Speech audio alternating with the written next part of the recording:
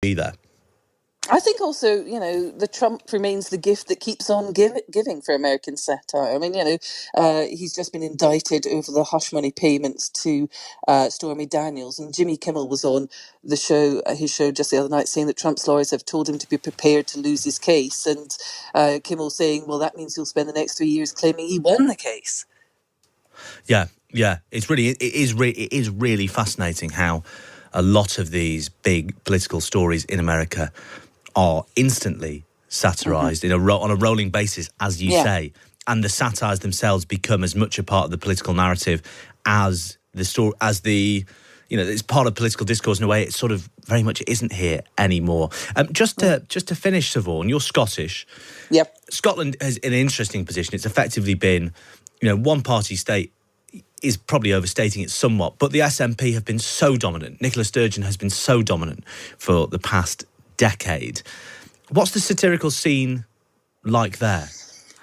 Yes, I mean, since 2012, you could say that Scotland has never been more politically engaged, and yet there are very few satires on the Scottish government. You might say maybe there's nothing worth satirising in Scottish politics, although this week we are looking at the purchase of a £100,000 motorhome, which was bought with the SNP's campaign money, then parked up outside the CEO's 90-year-old mother's home, which makes, if I was a satirist, I'd be wondering what other white elephants the CEO Peter Murrell has been buying: crystal animals, Franklin Mint coins, Bannockburn commemorative plates, who knows? And we've also got Hamza Yousaf saying that he only discovered this luxury motorhome after he replaced Nicola Sturgeon's party leader, which suggests if you become American president, they show you the Roswell files, but when you become Scottish minister, you find out about a motorhome. They show you the SNP's accounts.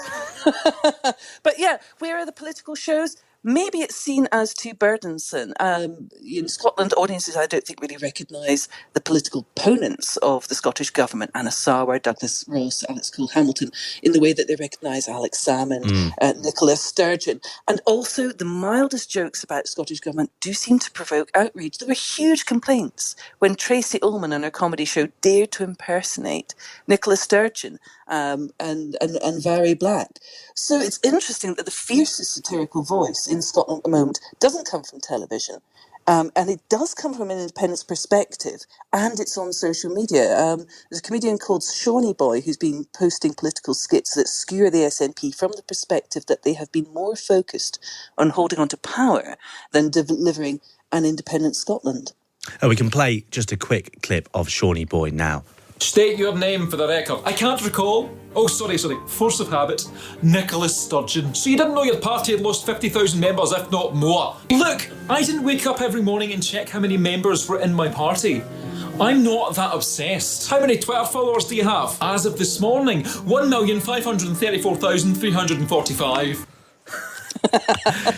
See, that is very funny and very pointed, and it doesn't seem like the sort of thing that would find that happier home on Scottish TV, particularly given the SNP's dominance and control of sort of public institutions. It'd be a brave commissioning editor who did that. Maybe it'll change.